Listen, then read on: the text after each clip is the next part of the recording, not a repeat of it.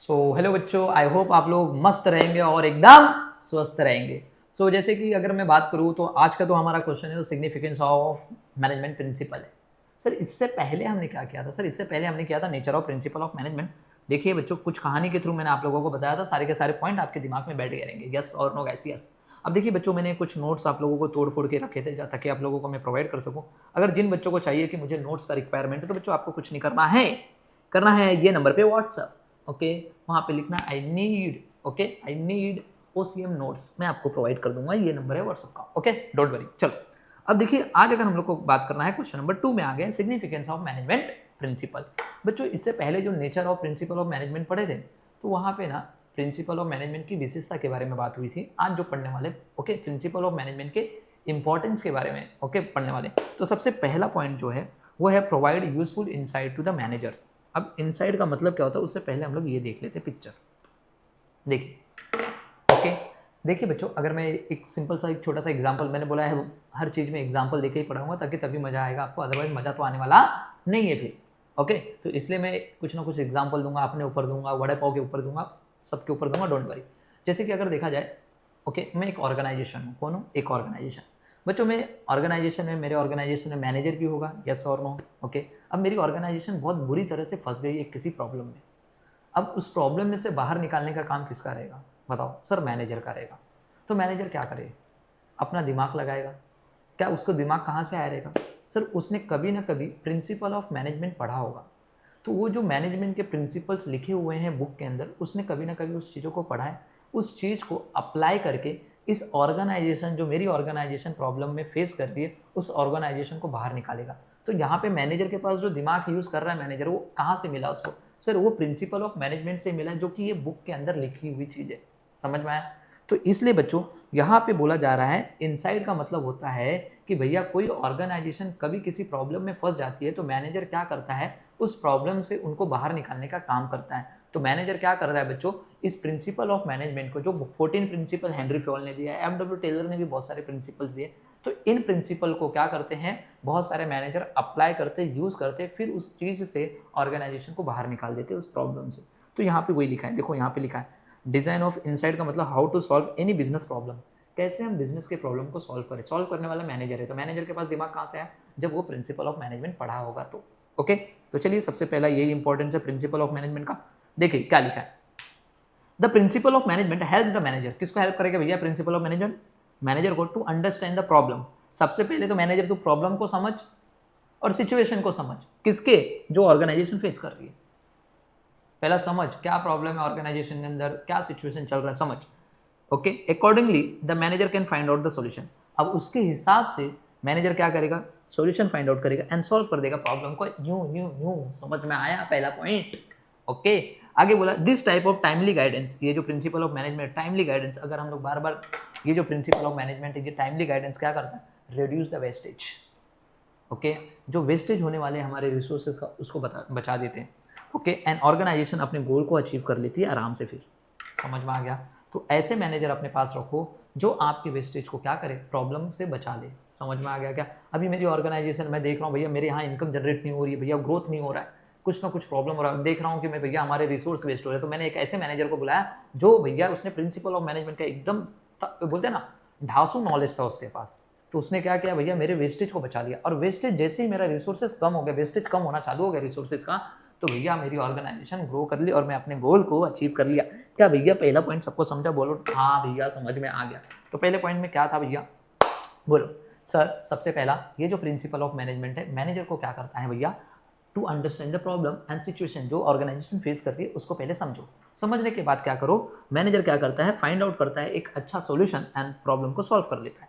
तो इससे क्या हो रहा है? ये जो प्रिंसिपल ऑफ मैनेजमेंट है ये गाइड करते हैं ताकि हम लोग, हमारे यहाँ जो वेस्टेज हो रहा है रिसोर्सेज का, वो कम हो जाए, और जैसे ही कम होगा हमारी ग्रोथ होना चालू होगा, हम अपने ऑर्गेनाइजेशन के गोल को अचीव कर लेंगे। पहला पॉइंट डन डन डन, समझा? चलो दूसरा पॉइंट, ये देखो भैया यहाँ पहले पिक्चर देखने का। भैया देखिए रिसोर्स को कैसे यूज़ करना है, हमेशा याद रखना, आपके रिसोर्सेज को एकदम इफेक्टिव तरीके से यूज़ करना है, एफिशिएंट तरीके से यूज़ करना है और इकोनॉमिकली तरीके से यूज़ करना है। बहुत सारे बच्चों को ना इफेक्टिव और एफिशिएंट में फ़र्क नहीं समझता। समझ में आ गया? सर इफेक्टिव एंड एफिशिएंट में फ़र्क क्या है वो देखते हैं। देखिए बच्चों, अगर मैं इफेक्टिव की बात करूँ, जैसे कि आपको बोला गया है कि ये जो काम है इस काम को आपको 8 घंटे के अंदर करना है। समझ में आ गया बच्चों? अगर आपने उस काम को 8 घंटे के अंदर कर लिया तो मैं मानूंगा कि आप इफेक्टिव हो। क्या हो? इफेक्टिव, मतलब कि आपने वो काम 8 घंटे के अंदर कर लिया। ओके, अगर मैं आपको एफिशिएंट का एग्जांपल दे रहा हूँ, ध्यान सुनना। आपको बोला गया है ये काम आपको 8 घंटे के अंदर करना है, बट आपने बच्चों 5 घंटे में ही काम कर लिया। कितने घंटे में? 5 घंटे में। तो बताओ मेरे प्यारे बच्चों, आपने ना कंपनी का टाइम तो बचाया ही, साथ में आपने कंपनी की कॉस्ट भी बचाई। तो एफिशिएंट का मतलब होता है जहां पे आप टाइम भी बचा रहे हो और आप कंपनी की कॉस्ट भी बचा रहे हो, मतलब आप अपनी कंपनी के रिसोर्स को भी अच्छे तरीके से यूज कर रहे हो। तो बच्चों देखिए कैसे, देखो मेरे को एक बात बताओ, आपको 8 घंटे का टाइम दिया था, आपने 5 घंटे में काम कर लिया, तो पगार भी तो आपको 5 घंटे की मिलेगी। हाँ, मैं मानता हूँ कि आपको बोनस मिलेगा, इंसेंटिव, तो पूरा जो 3 घंटा बचाया है ना उसका नहीं मिलेगा, जो 5 घंटे है ना उसका आधा मिलता है। समझ में आ गया क्या? तो कहीं ना कहीं बच्चों आपने 5 आवर्स आपने काम किया तो सैलरी तो आपको 5 आवर्स का मिलेगा। समझ में आ गया? सैलरी आपको पूरे 8 घंटे का नहीं, जितना घंटे आपने काम किया उतने घंटे की पगार मिलेगी प्लस। ओके, इससे कंपनी को क्या फायदा हुआ? कंपनी की कॉस्ट की बचत हो गई, क्योंकि 3 घंटे तक मशीन बंद थी, मशीन में ओके इलेक्ट्रिसिटी यूज नहीं हुआ, फैन यूज नहीं हुआ बच्चों। समझ में आया? मटेरियल का वेस्टेज नहीं हुआ, लेबर भी बच गया। समझ में आया? तो इससे कॉस्ट का भी तो कम हो गया आपका। तो कहीं ना कहीं एफिशिएंट और इफेक्टिव तरीके से आपको समझ में आ गया। इफेक्टिव का मतलब होता है जो टाइम दिया उस टाइम में अगर आपने काम कर लिया तो आप इफेक्टिव। भैया 8 घंटे बोले थे, आपने 8 घंटे में काम करके दे दिया, आप इफेक्टिव हो। एफिशिएंट का मतलब आपको 8 घंटे का टाइम दिया था, आपने 5 घंटे में काम करके दे दिया। जहां तो टाइम को तो बचत किया ही किया, बट आपने अपनी कॉस्ट को भी बचा लिया। राइट, कंपनी की कॉस्ट बच गई, 3 घंटे की जो लगने वाली थी एक्स्ट्रा वो बच गई। तो इसको बोलते हैं एफिशिएंट। और इकोनॉमिकली तरीके से आपको यूज करना, भैया पैसा इधर उधर अंधा उड़ाना नहीं है। ये प्रिंसिपल ऑफ मैनेजमेंट की इंपॉर्टेंस ये बताता है। प्रिंसिपल ऑफ मैनेजमेंट ये देखिए, देखो कैसे लेबर को एकदम अच्छे से यूज करो भैया। ये देखो लेबर को, भैया लेबर तू अच्छे से यूज होना भैया। समझ में आया? पैसे का वेस्टेज नहीं होना चाहिए, मटेरियल का वेस्टेज नहीं होना चाहिए, लेबर का वेस्टेज नहीं होना चाहिए। सब सब सब एकदम अच्छे से निगरानी होगी भैया आप लोगों के ऊपर। काम चोरी नहीं करना है, कैमरा लगाया पकड़ लूंगा मैं, समझ जा। तो भैया ये सारी चीजें होगी तो जाके ऑर्गेनाइजेशन अच्छे से काम करता है। देखो यही पॉइंट है, लिखा है।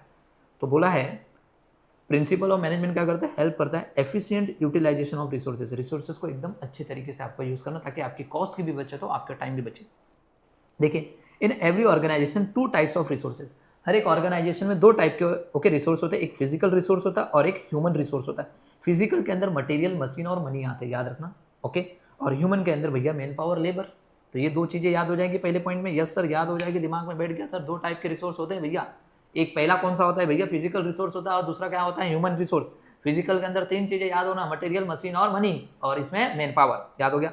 The basic function of management is to make proper balance. The basic function of management क्या बोलता है?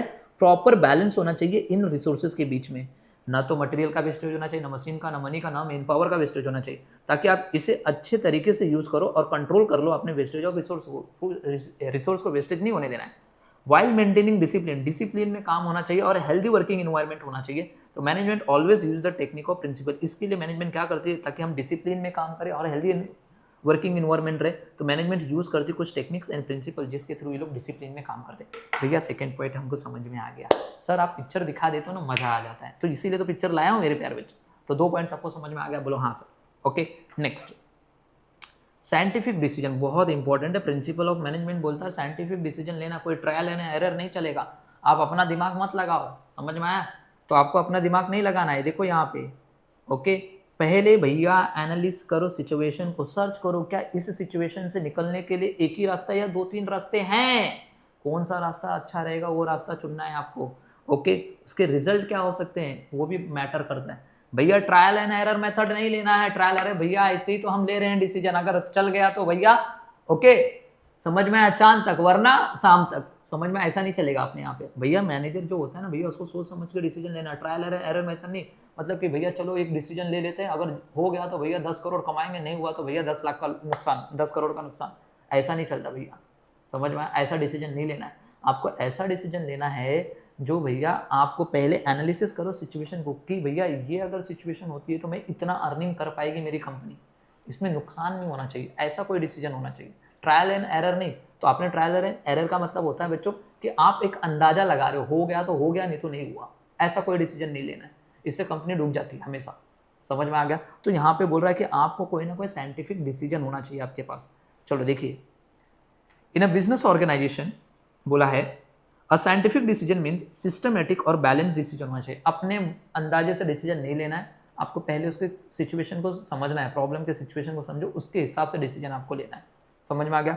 बोल रहा है प्रिंसिपल ट्रेन द मैनेजर। ये जो प्रिंसिपल्स है ना जो हेनरी फ्योल ने दिए, अभी आएंगे आगे, तो ये प्रिंसिपल क्या करते हैं, मैनेजर को क्या करते हैं भैया, ट्रेन करते हैं ताकि वो हैंडल कर दे क्रिटिकल सिचुएशन को भी टैक्टफुली तरीके से। जो क्रिटिकल सिचुएशन होता है ना, एकदम बड़े एकदम प्रॉब्लम वाले सिचुएशन, उसको भी एकदम चतुराई से, टैक्टफुली का मतलब होता है चतुराई से उसको सॉल्व कर ले। अदरवाइज मैनेजर क्या करेंगे भैया, okay have to work always with trial and error method. अगर वो हमेशा ट्रायल एंड एरर मेथड करते रहेंगे तो कंपनी डूबती रहेगी। ऐसा नहीं होना चाहिए। समझ में आ गया? अपने हिसाब से डिसीजन नहीं चलता कंपनी के अंदर। अब मेरे को बताओ, मेरी ऑर्गेनाइजेशन है भैया, मैं जब मन करे तब छुट्टी मार दूं? नहीं रे भैया, ऐसा छुट्टी नहीं मारना। कभी भी एम्प्लॉय को बोल देता भाई तुम्हारा मन है तो आओ, तुम्हारा मन नहीं है मत आओ। ओके, ऐसा नहीं चलेगा। ओके, तो ये बात सबको समझ में आ गया? हाँ सर, साइंटिफिक डिसीजन समझ में आ गया। ओके, तो क्या बोला है, in a business organization scientific decision का मतलब बताया गया है कि एक सिस्टमेटिक एंड बैलेंस डिसीजन होना चाहिए। और बोला है प्रिंसिपल जो है ये ट्रेन करता है मैनेजर को ताकि मैनेजर क्या करे, हैंडल कर सके क्रिटिकल सिचुएशन को भी एकदम टैक्टफुली तरीके से, चतुराई से। अदरवाइज अगर वो नहीं करेगा ऐसा तो भैया फिर वो अदर मैनेजर फिर अपना दिमाग चलाएगा, अपने मन बुद्धि का करेगा। अपने जब वो मन बुद्धि का करेगा भैया, तब ना तब कभी ना कभी ऑर्गेनाइजेशन डूबने वाली। तो ट्रायल एंड एरर मेथड नहीं होना चाहिए। समझ में आ गया? हाँ, इंपॉर्टेंट। नेक्स्ट पॉइंट बोल रहा है, ये प्रिंसिपल ऑफ मैनेजमेंट का एक इंपॉर्टेंस है, अंडरस्टैंडिंग द सोशल रिस्पॉन्सिबिलिटी। हाँ भैया, आपको सिर्फ ऑर्गेनाइजेशन के बारे में नहीं सोचना है। समझ में आ गया? और अपने बेनिफिट के बारे में भी नहीं सोचना है। समझ में आया? तो आपको पहले समाज के बारे में भी सोचना है। समझ में आया?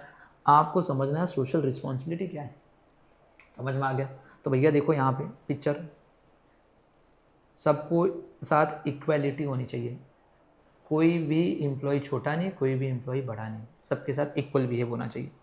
हेल्दियर, हैप्पियर, प्रोडक्टिव होना चाहिए। सब लोग मिलजुल के काम करेंगे, हेल्दी होने चाहिए, ओके, हैप्पी होने चाहिए काम से, ऐसा काम आपके पास होना चाहिए। दूसरा, क्वालिटी अच्छा रखो, भले से कॉस्ट थोड़ा कम है तो क्या हुआ, बट क्वालिटी में कॉम्प्रोमाइज़ नहीं भैया, क्वालिटी गिराना नहीं है आपको, ये याद रखना। अगर क्वालिटी गिरी, बिजनेस डूब गया। तो बोल रहे कि भैया क्वालिटी को हमेशा ऊपर रखो, कॉस्ट थोड़ा कम भी लगेगा चलेगा, कॉस्ट कम रहेगा चलेगा, मगर क्वालिटी में गिरावट नहीं। इसीलिए तो बोला है ओके, नमक नमक, कौन सा नमक, टाटा नमक। दिमाग में क्या आता है, क्वालिटी। समझ में आया? टाटा का ट्रक देखो, टाटा का जो भी प्रोडक्ट देखो भैया, इतना टॉप पे, तो वहाँ पे कोई सोचता नहीं, उनको पता है कि क्वालिटी बेस्ट है इनकी। तो बच्चों यहाँ पे आपको जब भी होगा तो भैया आपको क्वालिटी के ऊपर काम करना है, कॉस्ट के ऊपर नहीं। दूसरा देखिए, ऐसे शॉर्टकट वाला तरीका नहीं चलेगा भैया, शॉर्टकट वाला तरीका नहीं, एक इधर तो एक पैर इधर रखो, एक पैर इधर रखो, पहुंच जाओ, ऐसा नहीं, सिस्टमेटिक वे में जाना चाहिए। तो वही सारी चीज़ें लिखी हुई है देखो यहाँ पे। ओके, मैनेजमेंट प्रिंसिपल क्या है, are based on every aspect of organisation. बोल रहा they are not develop only for from view point of handling the resources effectively.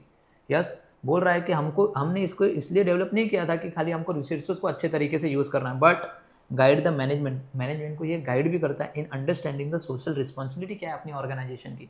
Okay, so that they can focus on providing. Okay, बोला quality product at a reasonable price. आपको quality product देना है reasonable price में, पहला point ये लिखा है। Avoiding artificial monopolistic नहीं करना भैया, आर्टिफिशियल मोनोपोलिस्टिक नहीं होना चाहिए, ऐसा नहीं होना चाहिए। समझ में आ गया क्या? ओके, नेक्स्ट बोल रहा है फेयर कंपटीशन रखो, कंपटीशन फेयर होना चाहिए। अभी देखिए यहाँ पे एक बंदे को ऐसी सीढ़ी दे दी है, एक बंदे को ऐसी सीढ़ी दे दी है, तो भैया ये तो भैया पहुंच जाएगा, ये तो नहीं पहुंच पाएगा, क्यों, इसका पैर इतना ऊपर ऊपर नहीं पहुंच पाएगा। समझ में, एक फेयर कंपटीशन होना चाहिए, राइट। दूसरी चीज, फेयर रेम्यूनरेशन दो। क्या दो? Fair remuneration. भैया मैंने जितना काम किया मेरे को उतना पगार दे दो, बस बात खत्म। समझ में आ गया? पगार मत काटो, 1 तारीख को सैलरी बोला तो 1 तारीख को सैलरी दे दो, बात खत्म, ऐसा होना चाहिए। चेंज इन इन्वायरमेंट के अंदर कैसा चेंजेस होना चाहिए, हेल्दी वर्किंग प्लेस होना चाहिए, स्टैंडर्ड टूल्स एंड मशीनरी होनी चाहिए अच्छी अच्छी। देखिए हेल्दी इन्वायरमेंट, भैया काम छोड़ के जाएंगे? नहीं नहीं नहीं छोड़ के जाएंगे भैया, यहाँ पे अच्छे से काम करेंगे। चेंज इन इन्वायरमेंट, देखिए ना सबके साथ एक जैसा बिहेव हो रहा है भैया, तुम किसी भी कास्ट के, रिलीजियस के, कुछ भी हो भैया, एक जैसा बिहेव। समझ में आ गया क्या मैंने क्या बोला? ये बात सबको समझ पाया? हाँ सर समझ में आ गया। क्या तीसरा पॉइंट सबके दिमाग में घुस गया? अंडरस्टैंडिंग द सोशल रिस्पॉन्सिबिलिटी में क्या बोल रहा है भैया, मैनेजमेंट के प्रिंसिपल को ऐसा बेस किया गया कि एवरी एस्पेक्ट ऑफ ऑर्गेनाइजेशन के ऊपर ध्यान दिया जाता है।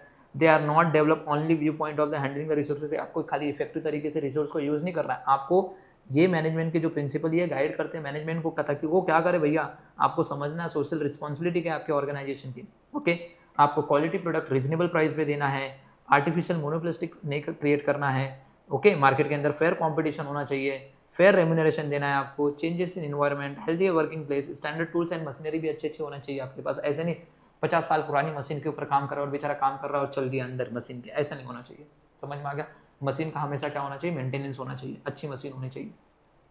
नेक्स्ट, प्रिंसिपल ऑफ मैनेजमेंट किसके ऊपर फोकस करता है, encourage the research and development के ऊपर भी ये इंकरेज करते हैं। देखो दिख रहा है यहाँ पे भैया रिसर्च कर रहे हैं, देखो ये देखो भैया रिसर्च कर रहे हैं, सोशल इन्वायरमेंट रिसर्च रिसर्च दिख रहा है, ये देखो सब सब सब सब रिसर्च कर रहे हैं, लीगल रिसर्च दिख रहा है यहाँ पे, सारे चीज़ लोग यहाँ पे रिसर्च कर रहे हैं। तो यहाँ पे कंपनी भी क्या करती है भैया, रिसर्च करती है, क्या चेंजेस लाना है बिजनेस के अंदर, क्योंकि पता है ना आपको बिजनेस हमेशा जो होता है यहाँ पे बोला है ना, इन्वायरमेंट हमेशा चेंज होता रहता है। समझ में आ गया? देखो the business environment is ever changing.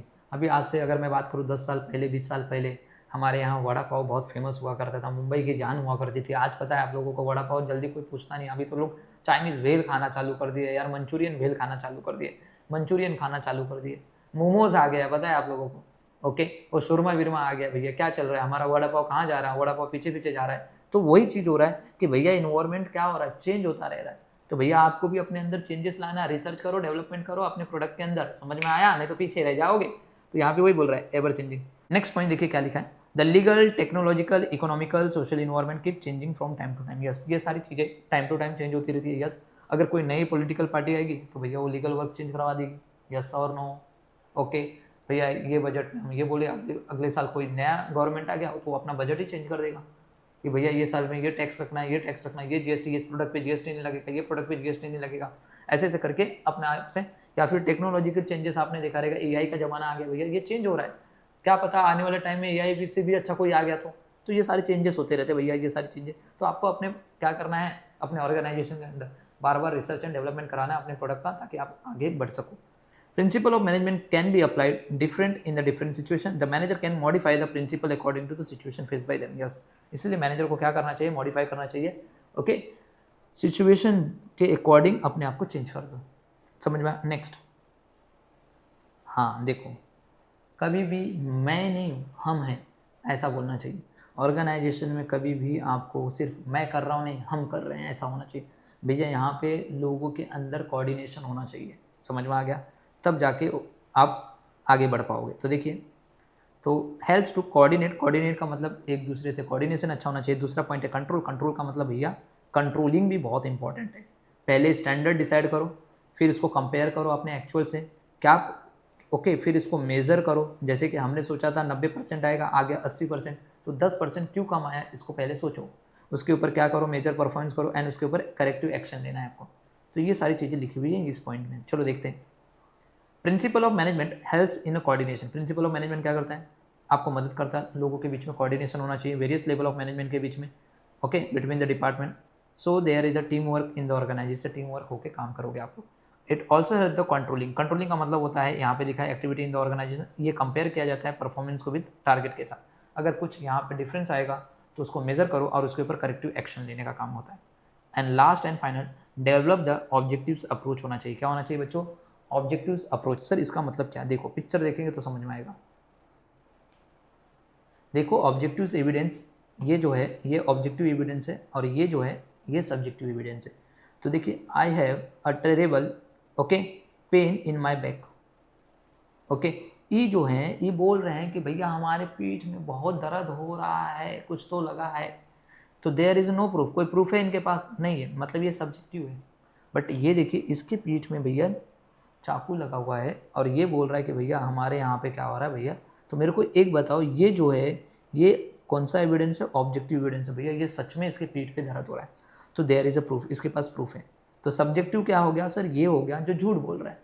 तो बोल रहा है कि ऐसे ऑर्गेनाइजेशन में जो भी अप्रोच आप लोगे वो हमेशा सब्जेक्टिव अप्रोच नहीं होना चाहिए, वो हमेशा क्या होना चाहिए? ऑब्जेक्टिव अप्रोच होना चाहिए। मतलब आपके पास कोई ना कोई प्रूफ होना चाहिए, तभी हम आपके ऊपर विश्वास करेंगे, अदरवाइज नहीं।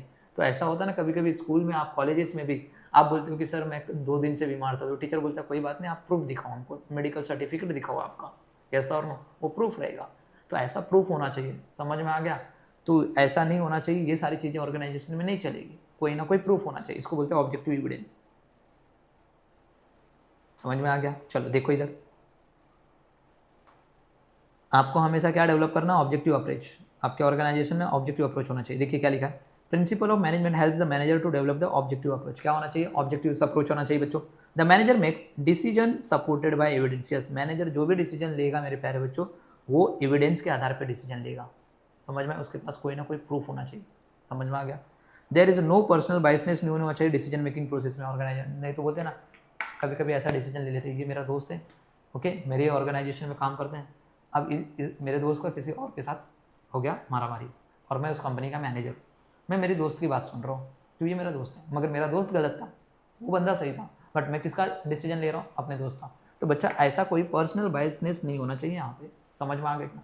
आप हमेशा सत्य का साथ दो। समझ में ये बोल रहे हैं यहाँ पे। सो गाइस, इसी के साथ ये पूरे के पूरे 5 पॉइंट, जो भी 7 पॉइंट थे, हमने कंप्लीट कर लिए। सबसे पहला बोला है सिग्निफिकेंस ऑफ मैनेजमेंट प्रिंसिपल में, ये प्रोवाइड करता है useful insight to the manager, ताकि मैनेजर कोई भी प्रॉब्लम कोई ऑर्गेनाइजेशन फेस करती रहेगी उससे बाहर निकलने के लिए काम आता है। दूसरा, आपको अच्छे तरीके से यूज़ करना है आपके रिसोर्सेज को, जो 2 टाइप के रिसोर्सेज होते हैं, ओके, फिजिकल रिसोर्स और ह्यूमन रिसोर्स, ओके। तीसरा बोला है बच्चों साइंटिफिक डिसीजन होना चाहिए, ट्रायल एंड एरर मेथड नहीं होना चाहिए, okay.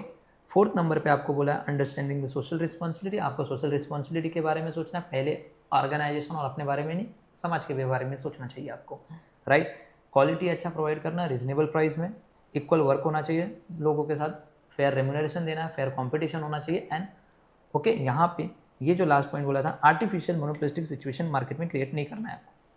Next, research and development के बारे में बात कराएं कि हमेशा देखिए बिजनेस जो इन्वायरमेंट वो हमेशा चेंज होता रहता है बच्चों, okay. Legal, technological, economical, social requirement, ये सारे के सारे चेंजेस होते रहते हैं। तो मैं यहाँ पे बोला principal of management can be apply different in a different situation. तो मैनेजर क्या करता है? मॉडिफाई कर सकता है प्रिंसिपल को अकॉर्डिंग सिचुएशन के हिसाब से। नेक्स्ट है कोऑर्डिनेट एंड कंट्रोल होना चाहिए। कोऑर्डिनेशन का मतलब होता है बच्चा एक दूसरे के बीच में तालमेल अच्छा रहना चाहिए, एंड कंट्रोलिंग का मतलब होता है कि यहाँ पे आप कंपेयर करते हो अपने एक्चुअल परफॉर्मेंस को टारगेट परफॉर्मेंस के साथ। एंड लास्ट बोला है डेवलप द ऑब्जेक्टिव अप्रोच का मतलब बताया है कि भैया आपके पास कोई भी चीज़ करते हो तो आपके पास उसका ऑब्जेक्टिव एविडेंस होना चाहिए, मतलब आपके पास कोई ना कोई प्रूफ होना चाहिए। विदाउट प्रूफ आप वहाँ पे किसी को ऐसा ब्लेम नहीं कर सकते। समझ में आ गया? आपके पास प्रूफ होना चाहिए किसी को ब्लेम करने के लिए, ओके। सो गाइस, इसी के साथ ये पूरा का पूरा हमने कंप्लीट कर लिया। नेक्स्ट लेक्चर में एकदम बेहतरीन वाला क्वेश्चन करने वाला है, जो है 14 प्रिंसिपल ऑफ मैनेजमेंट। ये कहानी के थ्रू बताऊंगा और ये हमारा उसका नोट्स रहेगा, देख लो। तो नेक्स्ट लेक्चर में मिलते हैं। So bye bye and take care everyone.